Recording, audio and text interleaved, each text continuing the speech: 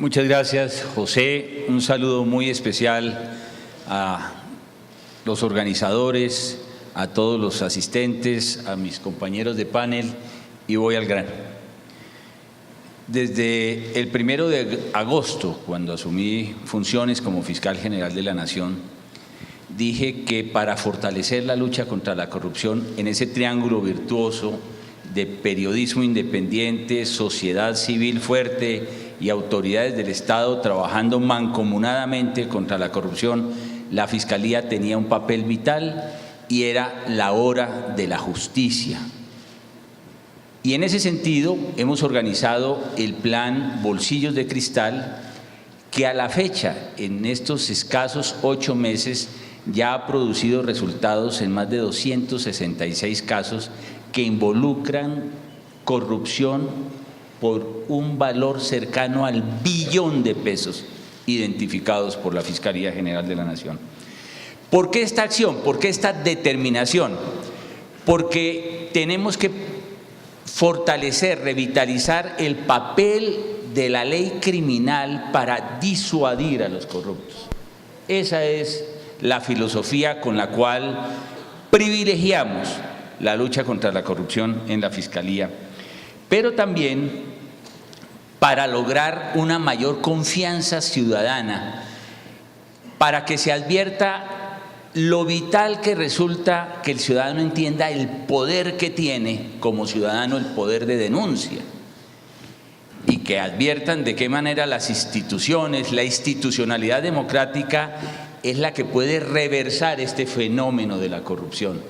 Y es lo que ha venido ocurriendo con la acción determinante de la Contraloría, de la Procuraduría y de la Fiscalía, que por primera vez, después del año 94, que yo recuerde, donde todas estas instituciones nos poníamos zancadilla, estamos trabajando en línea, como dicen los muchachos, somos del mismo parche, estamos trabajando en línea y nos intercambiamos información vía WhatsApp, que tiene toda la confidencialidad hoy en el mundo para permitirnos tener pruebas inmediatas sobre lo que estamos encontrando las instituciones.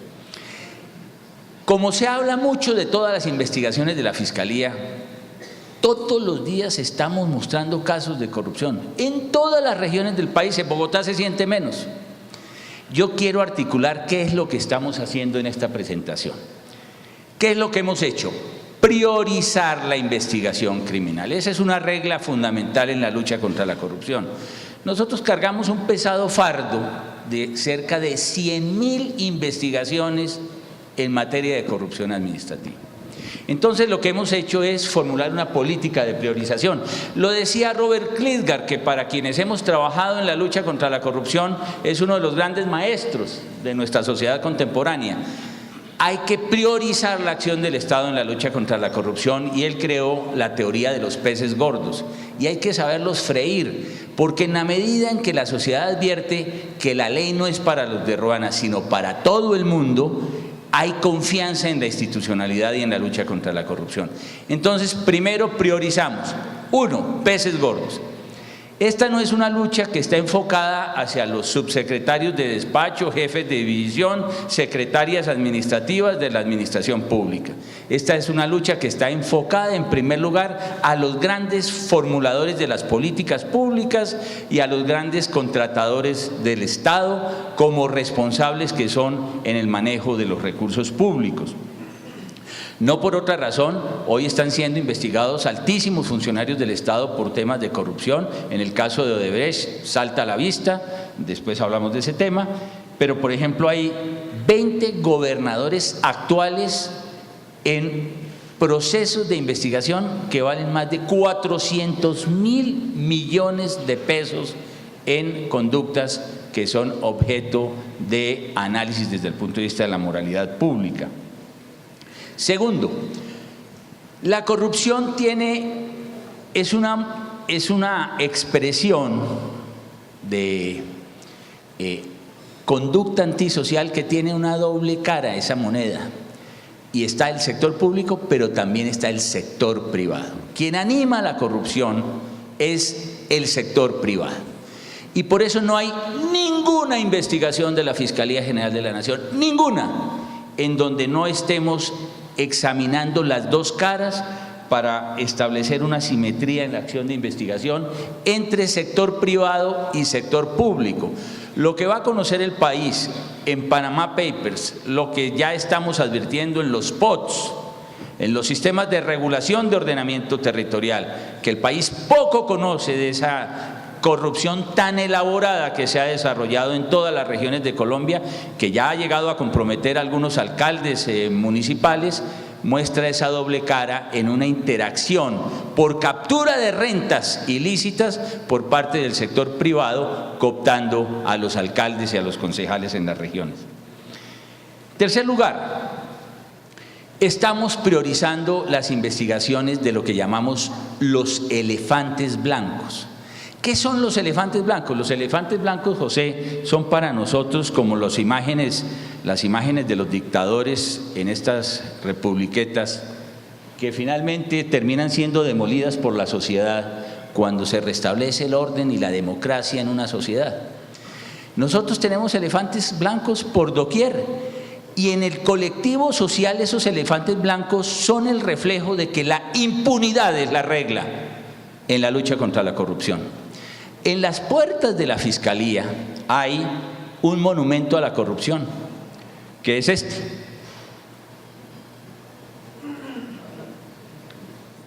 Es nada menos que el edificio del Comando de la Policía Metropolitana de Bogotá. Por aquí se entra la Fiscalía General de la Nación. Es un monumento a la impunidad. Se contrató desde el año 2010. En 15 meses tenía que haber sido entregado, se abandonó en el año 2012 y comprometió recursos públicos por 45.500 millones de pesos. En el día de ayer hemos llamado a imputación de cargos al director del Fondo de Vigilancia para que responda por 3 delitos: celebración indebida de contratos, peculado, que estima la Fiscalía en el orden de 28.000 millones de pesos, y por supuesto prevaricato por omisión. Y estamos igualmente, en este caso, imputando a los contratistas que han debido entregar en los 10 meses esta obra a la ciudad, que era uno de los sueños de la ciudad para tener un edificio inteligente en la lucha por la seguridad ciudadana. Otro elefante blanco que podemos mostrarles a ustedes. Estos son los Juegos Deportivos Nacionales. Este es el Parque Deportivo de Ibagué. A la derecha mía encontrarán ustedes lo que era el parque, las piscinas olímpicas de los Juegos Nacionales que se hicieron en los años 70 en Ibagué. Esta infraestructura deportiva fue demolida para hacer los Juegos Nacionales de Ibagué. Esto fue lo que resultó. Esto es lo que hoy ven en la sociedad ibaguereña como resultado de ese proceso de contratación. En este caso ya tenemos la primera condena por 36 años a quien fue el artífice y al ideólogo de esto. Pero viene la fase 2 de esto, que involucra a otros funcionarios del Estado e igualmente involucra a entidades públicas como una empresa, a entidades españolas, y para lo cual el próximo 15 de mayo estamos celebrando un convenio con el fiscal de España. Tercer caso de elefantes blancos. Este es nada menos que el Parque Biblioteca España. En Medellín se alcanzó a conocer ese edificio que ven ustedes al lado izquierdo de mi posición, modernísimo edificio que hoy se encuentra en este estado, porque fue necesario quitarle la fachada, y eso lo ven todos los paisas cada vez que van a su trabajo, y esto costó más de 9.700 millones de pesos. Y les puedo mencionar muchos más casos de elefantes blancos en ciudades muy pequeñas como en Caucasia. La biblioteca pública que se inició en el año 2008 La biblioteca pública que se hizo en Caucasia por 1.790 millones de pesos se contrató. Este es el resultado final. Esto es lo que encuentra cualquier ciudadano cuando va a su trabajo. Estamos demoliendo todos estos íconos en el colectivo para mostrar cómo la impunidad no puede ser la regla y todos los que la hacen la pagan. Concluyo en materia de priorización. Cobertura nacional, un nuevo paradigma. La corrupción no es de ninguna región y por eso en el programa de Bolsillos de Cristal y en las jornadas anticorrupción estamos llegando a todos los departamentos. Ya fuimos a La Guajira, Sucre, presentamos los resultados de Córdoba este próximo 1 de mayo, vamos para el Meta, vamos para el Valle y estamos rompiendo esa idea paradigmática de que es que la corrupción era de ciertas regiones del país para generar conciencia ciudadana. Y le hemos ido sectorizando esta labor de priorización. Y aquí concluyo porque debo respetar el tiempo. Hemos hecho mucho en materia de infraestructura. Yo quisiera hoy hablar un poco del caso de Odebrecht para que ustedes vean los resultados. Lo que hemos hecho en materia de la investigación de Odebrecht no tiene resultado alguno en América Latina, José. El 22 de diciembre se denunció por el Departamento de Justicia el caso y la justicia americana dijo que eran 2 contratos de corrupción. La Fiscalía pasó por ahí hace mucho tiempo y el 5 de enero, los colombianos ya sabían cuáles eran los 2 contratos y quiénes habían recibido los 11 millones de dólares. Y tenemos, oigan bien, 17 líneas de investigación asociadas al caso de Odebrecht, como por ejemplo el tema de la financiación de las campañas políticas, frente al cual se me señaló de haber actuado de manera precipitada. Hoy no hay ningún colombiano que no conozca que en 3 campañas políticas presidenciales del 2010 y del 2014 hubo dineros de Odebrecht. Sobre eso ningún colombiano tiene dudas. Todo eso lo ha hecho la Fiscalía General de la Nación de Colombia y usted lo sabe muy bien, sin ninguna prueba internacional. Pero aparte de lo que estamos haciendo en sectores de infraestructura, de gasto social, sobre eso podríamos hablar más adelante, tal vez lo más importante que vamos a hacer, lo que va a ser épico sectorialmente, es que vamos a develar, y ese es mi gran compromiso con el país, el nivel de la corrupción en la justicia en Colombia. En los próximos meses, que no serán muchos, el país conocerá este cáncer, cómo ha carcomido este sector de la sociedad colombiana, de tal manera que nosotros podamos regenerar en algunos sectores de la justicia este tejido institucional que es tan importante, porque sin justicia vamos a perder esta guerra contra la corrupción. Sí. Yo me declaro profundamente frustrado del nivel de cooperación judicial internacional en el caso de Lava Jato, porque Brasil hizo algo realmente emblemático en identificar las causas de la corrupción, lo sigue haciendo. Rodrigo Janot, que es realmente el fiscal que ha iniciado estas investigaciones. Otro es el caso del juez Moro, que recibió las investigaciones de Rodrigo Janot, pero el gran hombre que alentó estas investigaciones es el Procurador General de Brasil. Y lograron identificar todas las ramificaciones de este caso de corrupción que viene del sector privado, y en donde hay 78 delaciones, pero a la par de ese mecanismo de las delaciones se creó y se desarrolló en Brasil una legislación de hace 3 años que permite una justicia premial también para las empresas. En el listado que usted muestra hoy debería poner también a Odebrecht, el Commerzbank, el BNP de París, el HSBC. Son organizaciones empresariales contaminadas por la corrupción en el mundo, pero cuya integridad jurídica ha sido respaldada por el ordenamiento jurídico internacional. A las empresas no les pasa nada en la corrupción, de acuerdo con los dictados de las convenciones internacionales. Yo creo que no hay una moral correcta en la información de estas convenciones. Por ejemplo, la de la OCDE, yo sé que aquí está el representante de la OCDE, cómo me gustaría intercambiar opiniones, porque aquí se ha dicho que esa convención para luchar contra el soborno transnacional es un paradigma. Yo creo que todo lo contrario, porque en esas convenciones, en la de la OCDE, los estados corruptores se reservan el derecho de juzgar ellos a los funcionarios que sus empresas multinacionales corrompen. Es decir, los países industrializados, que son los dueños de estas multinacionales de la corrupción, se dictan la jurisdicción y el derecho, como es en el esquema que aquí se está estableciendo, para que a través del mecanismo del soborno transnacional, como el que ocurrió en Brasil. Ese es un caso de soborno transnacional de Odebrecht hacia funcionarios públicos colombianos. Quien asume la competencia en esas convenciones es el juez del país corruptor, no del cohechado. Y eso definitivamente es disfuncional desde el punto de vista de la justicia. Hay un claro conflicto de interés, por eso es que su listado permanecerá intacto. En estas convenciones internacionales a estas empresas nunca les va a pasar nada con esa filosofía como se está orientando la lucha contra la corrupción internacionalmente. Ese es el modelo global de lucha contra la corrupción. Y desde el punto de vista de los empresarios, solamente en Brasil, donde hay los 78 casos de delaciones premiadas, tienen un sistema de inmunidad total o parcial.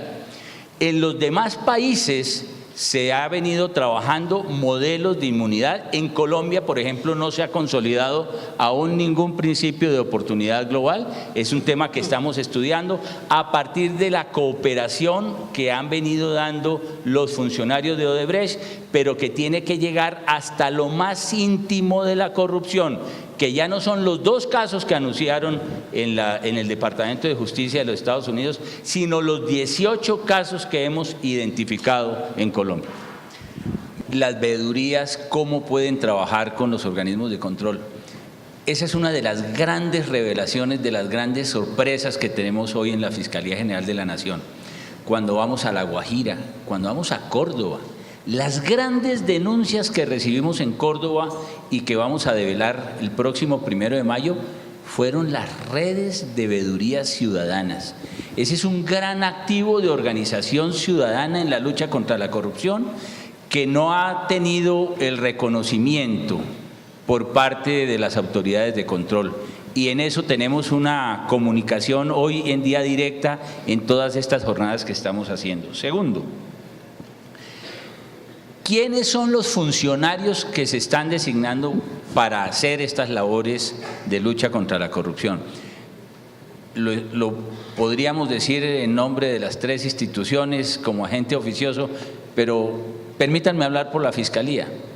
Una regla de oro: no pisa la política las direcciones de seccionales de la Fiscalía. Esa es una regla que hemos mantenido. Todos los directores seccionales que desde agosto hasta acá hemos designado tienen un claro origen en la propia Fiscalía General de la Nación, son funcionarios de carrera que han trabajado en la Fiscalía General de la Nación, y la unidad de lucha contra la corrupción la hemos consolidado con un grupo, con un ejército de auditores forenses de origen en contaduría pública. Hemos incorporado 123 contadores públicos especializados, porque si no se hace el rastro de la corrupción a través de sistemas de auditoría, los abogados no vamos a poder llevar estas causas como fiscales ante el conocimiento de los jueces. Así es como estamos trabajando hoy en día en la Fiscalía General de la Nación. Y concluyo la pregunta que hacía el doctor Londoño en materia de la unidad de delitos electorales. El decreto ley 16 no incorporó esta unidad. Entonces, Elia Yacta hay que trabajar funcionalmente con lo que tenemos. Con lo que tenemos es que la Fiscalía se ha puesto a trabajar en el seguimiento en línea, en tiempo real, de los procesos electorales. Por eso, frente a las elecciones atípicas que se ha dado, la próxima es la de Buenaventura, cuidado con las malas andanzas. La próxima es el domingo en Buenaventura. La anterior, la más importante, fue la de La Guajira. Permítanme, porque la directora de este foro me pidió que trajera un testimonio de lo que se está haciendo. Quiero sensibilizar a este foro. Así es como se hace la política en Colombia. Por favor, este documento fue entregado en una audiencia judicial, es público y por eso se puede conocer en este foro. Por favor. Sí se puede hablar con valores y todo. Uno no debe ser grosero. Sí, no debe ser grosero. ¿Y cuánto crees que necesitamos? Doctor, yo más o menos en logística me estoy gastando como 10 millones sin exagerarlo. Darle a la gente para que compre su chivo, haga su comida y vengan desayunados, porque usted sabe cómo se maneja eso. Que con ese recurso yo no puedo mover zona rural. Yo tengo varias poblaciones indígenas. ¿Qué es la población indígena? Los mercados, y usted sabe qué es así. Darle el mercado, recogerlo, darles para el desayuno, parte de ello. Yo tengo que dar el mercado como 250 mercados, sin decirle mentiras. Este es un diálogo entre una concejal y el que era candidato resultó electo a la gobernación de La Guajira. La política hoy en día se ha degradado, no es la movilización de las ideas, sino el dinero para comprar adhesiones. Aquí hay una negociación, ese es el testimonio, ponga 10 millones, otros 15 más para las compras de los mercados, de los chivos. Usted sabe, Doc, cómo es que se hacen estas cosas hoy en día, a través de los mercados, a través del dinero.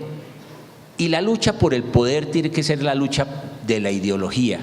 Si nosotros no develamos justamente esta circunstancia y actuamos en tiempo real, por eso este gobernador fue judicializado en menos de un mes después de su elección, porque así estamos trabajando para restablecer lo que es la democracia y los valores que ella implican para una sociedad.